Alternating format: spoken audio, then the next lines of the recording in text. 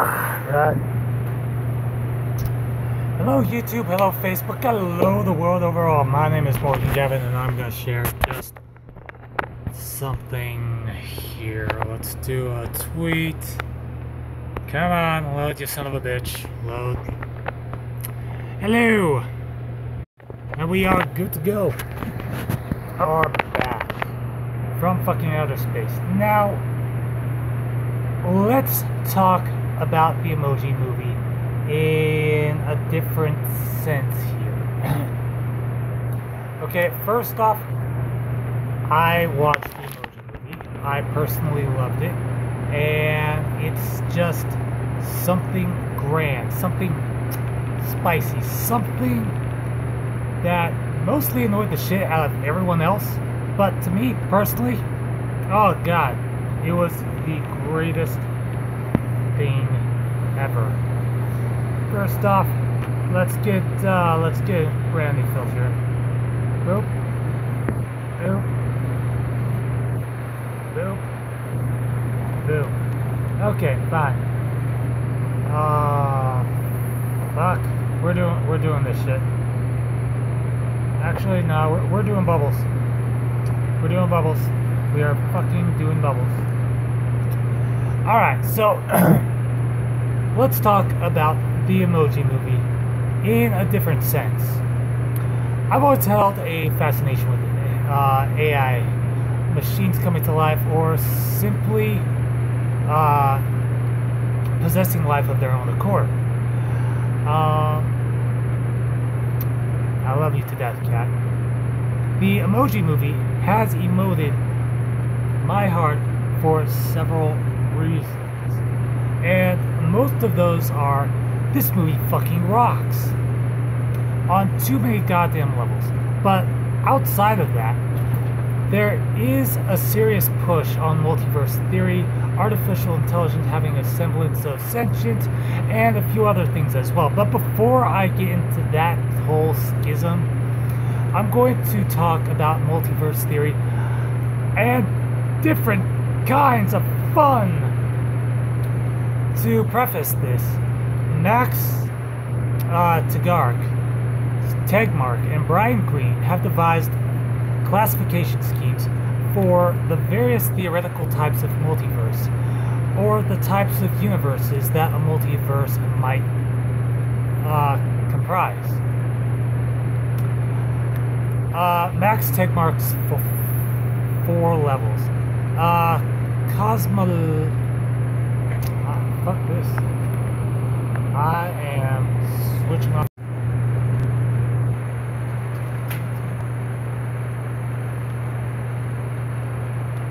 Alright, I begin from outer space.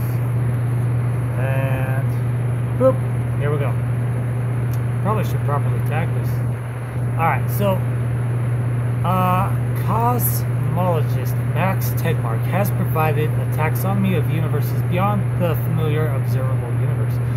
The four levels of Tegmark's classification are arranged such that subsequent levels can be understood to encompass and expand upon previous levels.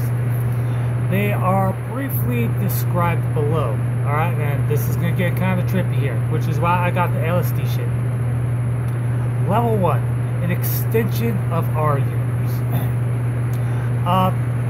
Prediction of chaotic inflation is the existence of an infinite ergodic universe, which, being infinite, must contain Hubble volumes, with realizing all initial conditions.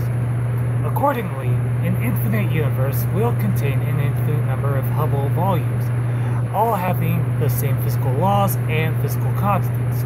In regard to configurations such as the distribution of matter, almost all will differ from our Hubble volume. However, because there are infinitely many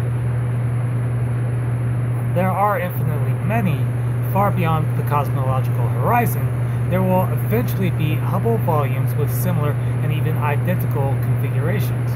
Tegmark estimates that an identical volume to ours should be about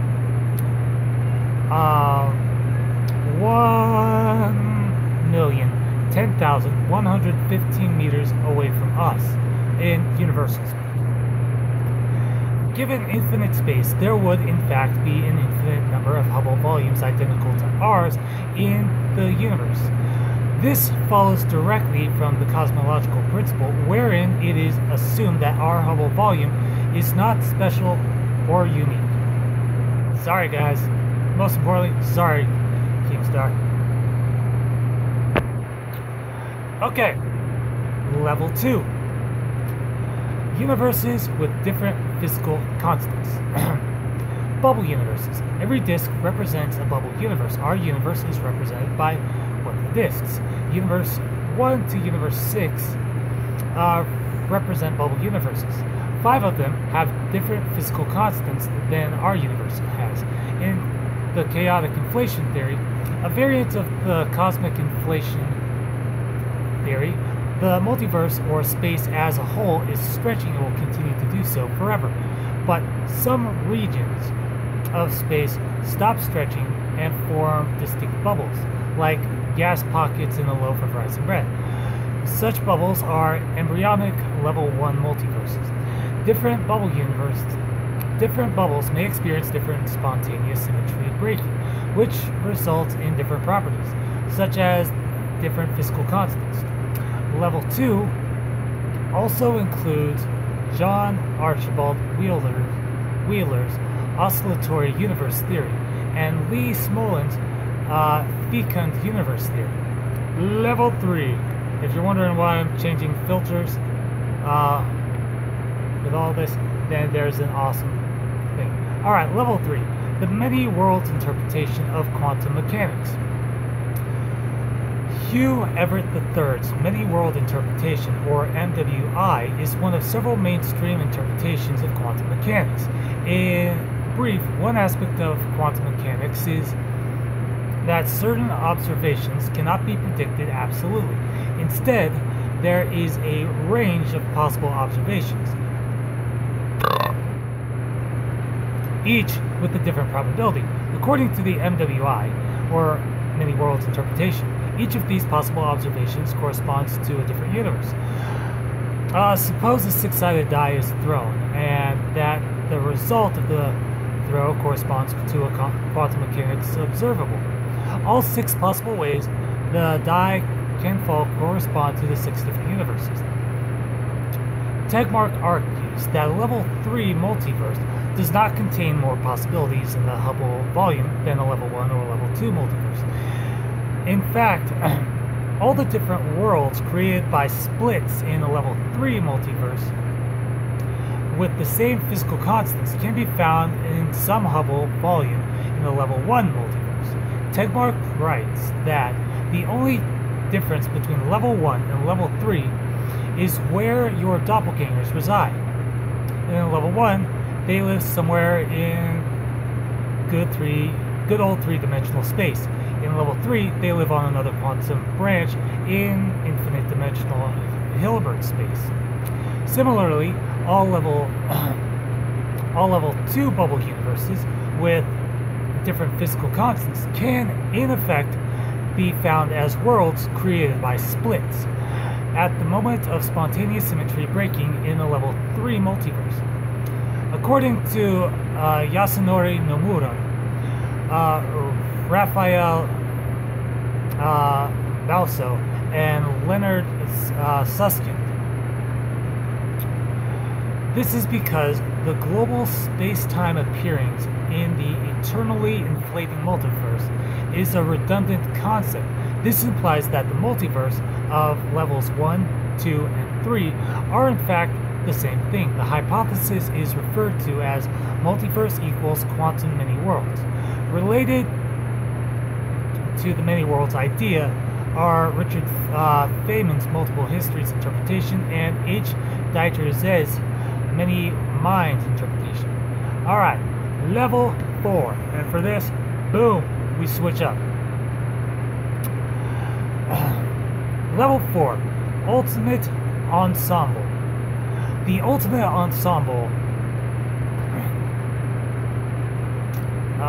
or otherwise known as the ultimate mechanical universe hypothesis is Tegmark's own hypothesis. This level considers all universes to be equally real, which can be described by different mathematical structures. Tegmark writes that abstract mathematics is so general that any theory of everything, or TOE, otherwise known as TOE, which is definable in purely formal terms, independent or vague human terminology, is also a mathematical structure. For instance, a TOE involving a set of different types of entities denoted by words, say, and relations between them denoted by additional words, is nothing but what mathematicians call a set theoretical model. And one can generally find a formal system that is a model of. He argues that this implies that any conceivable parallel universe theory can be described at level 4 and subsumes all other ensembles, therefore brings closure to the hierarchy of multiverses, and there cannot be, say, a level 4. Jürgen Schmidhuber, however, says that the set of mathematical structures is not even well defined, that it only admits universe representations describable by constructive mathematics, that is, computer programs. Everything ties together, baby. Schmidhuber explicitly includes universe representations describable by non-halting programs whose output bits converge after finite time. Although the convergence time itself may not be predictable by a halting program due to the undecidability of the halting problem. He also explicitly discusses the more restricted ensemble of quickly computable universes. And from there on, we lead it to Brian Greene's 9 types. 9. And from here, we go back to being normal. Alright, so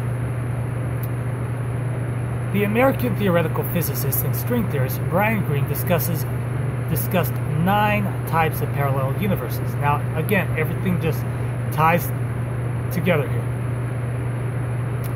Number 1, Quilted. The Quilted Multiverse works only in an infinite universe with an infinite amount of space. Every possible event will occur an infinite number of times. However, the speed of light prevents us from being aware of these other identical areas. Number 2, the inflationary multiverse is composed of various pockets in which inflation fields collapse and form new universes. Number 3, Brain. The Brain multiverse version postulates that our entire universe exists on a membrane which floats in a higher dimension, or bulk. In this bulk, there are other membranes with their own universes. These universes can interact with one another, and when they collide, the violence and energy produced is more than enough to give rise to a Big Bang. The brains float or drift near each other in the bulk, and every few trillion years, attracted by gravity or some other force we do not understand, collide and bang into each other. This repeated contact gives rise to multiple or cyclic Big Bangs. This particular hypothesis falls under the string theory umbrella, as it requires extra spatial dimensions. Number 4, cyclic. The cyclic multiverse, via the ekpyrotic scenario, has multiple brains, each a universe, that have collided, causing Big Bangs. The universe bounces back and the universes bounce back and pass through time until they are pulled back together and again collide, destroying the old contents and creating them anew. kind of like resetting your phone. Number 5. Landscape. The landscape multiverse relies on string theories. Calabi-Yau spaces, quantum fluctuations drop the shapes to a lower energy level, creating a pocket with a set of laws different from that of the surrounding space. Number 6.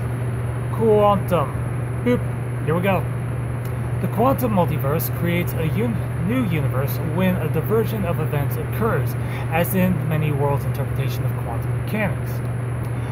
Number 7. Holographic. The holographic multiverse, such as the one described in the Emoji movie, because they're programs and therefore virtual. The holographic multiverse is derived from the theory that the surface area of a space can simulate the volume of the region. Alright, number 8. I guess. I've honestly lost count here. Number 8, simulate. The simulated multiverse exists on a complex computer systems that simulate entire universes. Again, such as cell phones or PCs, kind of like The Sims, Spore, any tycoon game, anything that simulates a situation. Cyclic theories. In several theories, there is a series of infinite self-sustaining cycles. For example, an eternity of big bangs, big crunches, and or big freezes. Now, to explain the other half, the trend about machines, either physical or intangible in nature, such as coding gaining sentience either through supernatural electronic coding or human means, or simply having it from the get-go, I've always been fascinated with this topic, and ever since reading Mary Shelley's Frankenstein and enjoying the slew of movies to explore this topic. We've got the more lighthearted fare like Batteries Not Included, Tron, Brave Little Toaster, and Toy Story. And then we move into the darker fare like Small Soldiers, any of the Child's Play or Chucky movies, Maximum Overdrive, iRobot, AI, Terminator, and many others. Including the more recent Transformers movies, you know, robots in the skies.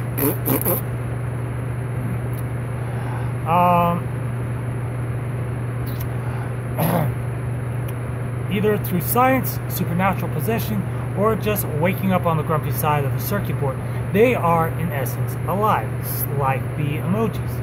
Now, this isn't to discount the games that have shoved this idea into the forefront of our minds. With the release of Five Nights at Freddy's and all the lovable creatures contained there within, wherein the FNAF buddies are animatronics powered by love and goodness. Oh my god.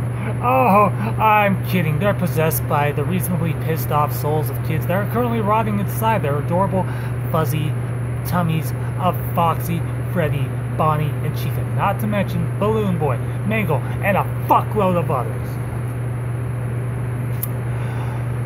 The reason I bring this series up will become rather apparent in a bit, but let's just keep rolling out the punches, shall we? Next up we have FNAR, FNAC, and FNAFL, or Five Nights at Rachel's, Candies, and Flumpties, all of which similar theme. From there on, something interesting happened. FNAF World and FNAF World 2 came out and kind of went meta by having the characters come to life, not with the intent of killing, but just by trying to survive themselves and even breaking the fourth wall. Just a little fun! Why talk about this? You'll see in a few minutes. Next up came Bendy and the Ink Machine. This topic is so fucking awesome, I can't even imagine. Okay, so earlier I talked about the physical and intangible, physical also including ink, and there are Japanese yokai associated with the themes present in Bendy and the Ink Machine. Essentially, the creation comes to life and is pissed. Or, at least, one inky person is. But, you know what? Fuck that guy. before I wrap this part up, I want to touch on two themes that are constantly circulating throughout this thing. Okay, machine sentience, multiverse theory, proof that both fucking exist. We've long known that artificial intelligence is a form of sentience. Give a machine a set of guidelines and it'll develop based off of those. Hell, we've got chatbots that if left the hell alone, will basically learn from the internet and decide that all we really want is porn, bacon, and to go fuck ourselves while watching old movies. But on the topic of artificial intelligence, Elon Musk recently stated that we should be afraid of AI, and in a few weeks or months after that, Facebook had to shut down a few AI within their website's algorithm because they had just simply up and created their own language. I mean, god fucking damn it. We also see this in the granddaddy of them all, The Sims, and those fuckers are indeed alive. True, within strict guidelines, but holy fuck, I must have set hundreds of those simmy bastards on fire for the fuck of it. The point being, the Emoji movie proves both machine sentience and multiverse theory are not only possible, but fucking true as well. In the beginning of the movie, gene, as in DNA, which is the biological code for all versions of humanity, states that in each of our phones is an entire universe of apps. But the most important one are the emoji, which inhabit our messaging app. And boom, motherfuckers! That is where this wraps up in a nice, pretty bow, because nearly all of us have cell phones, correct? And in each is both similar and different at the same time. We all have texting, YouTube, Facebook, Snap, Insta, Skype, Discord, and to some degree. Not everyone's the same. But then we are different. But then there are the different apps that we all have that are tailored to our own tastes. Some might be more gaming centered, others video and editing, some writing focused, and some others communication. But the one thing that all phones come with are emoticons. Beep, beep. Okay. Or otherwise known as emoji. Though all emoji are the same in one aspect or what they're meant to represent or mean, the way they look can be incredibly different and diverse. If what the Emoji movie puts out there, that each of our mobile devices, cell phones, portable gaming devices, and some such, each of those are equipped with one form of emoticon or another. I'm getting ready to get sacked here. Form of emoticon or another, then multiverse theory has been proven with the release of this movie. And the one thing that is increasingly replacing the written word among today's youth, what's that? I can't hear you. I really can't hear you. Motherfucking emoji. Each of our phones is a universe unto itself. With AI advancing as fast as it does, when will the premise of the Emoji movie be factual? When will the emojis have a form of sentience? We hold in our hands the technological universe, or techniverse. You get a group of those phones together, and what do you have? Multiverse theory. Fucking confirmed.